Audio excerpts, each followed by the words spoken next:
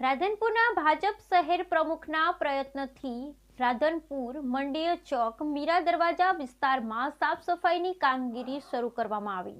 રાધનપુર ખાતે મંડીય ચોક મીરા દરવાજા વિસ્તારમાં સફાઈની કામગીરી શરૂ કરવામાં આવી। રાધનપુર ભાજપ શહેર પ્રમુખના પ્રયત્નથી પાટણ જિલ્લાના રાધનપુર ખાતે નગરપાલિકાની અંદર વહીવટદારનું શાસન હોય ત્યારે નગરપાલિકાની અંદર કોઈ પણ પક્ષની બોડી ન હોય તેવા સમયે લોકોને કામની હાલાકી પડતી હોય ત્યારે રાધનપુર શહેર ભારતીય જનતા પાર્ટીના પ્રમુખ તરીકે નવા વરાયેલા રાજુભાઈ ઠક્કર પંપને રાધનપુર મીરા દરવાજા અને મંડળી ચોક વિસ્તારના લોકોએ રજૂઆત કરતા તેમને રાધનપુર નગરપાલિકાના ચીફ ઓફિસર અને અન્ય અધિકારીઓ સાથે ચર્ચા વિચારણા કરી સફાઈની કામગીરી હાથ ધરાતા સ્થાનિક રહીશોની અંદર ખુશી જોવા મળી હતી।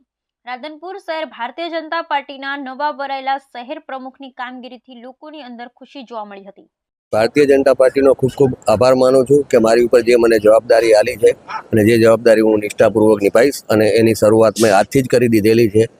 અસ્તુ ભારત માતા કી જય।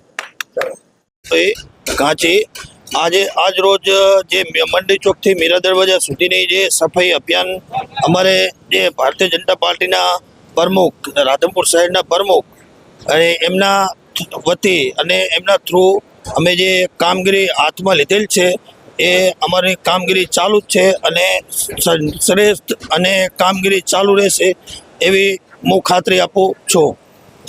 આજરોજ શ્રદ્ધેય શ્રી અટલ બિહારી વાજપેયીજીના જન્મજયંતિ નિમિત્તે ભારતીય જનતા પાર્ટીના ખૂબ બહોળી સંખ્યામાં કાર્યકર્તાઓ ઉપસ્થિત રહેલ અને અટલ બિહારી વાજપેયીજીના જન્મજયંતિ નિમિત્તે સુશાસન દિવસની પણ ભારતીય જનતા પાર્ટીએ ઉજવણી કરેલી।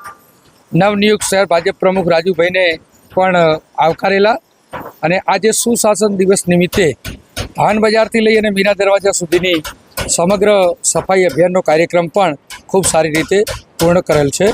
અસ્તુ ભારત માતા કી જય।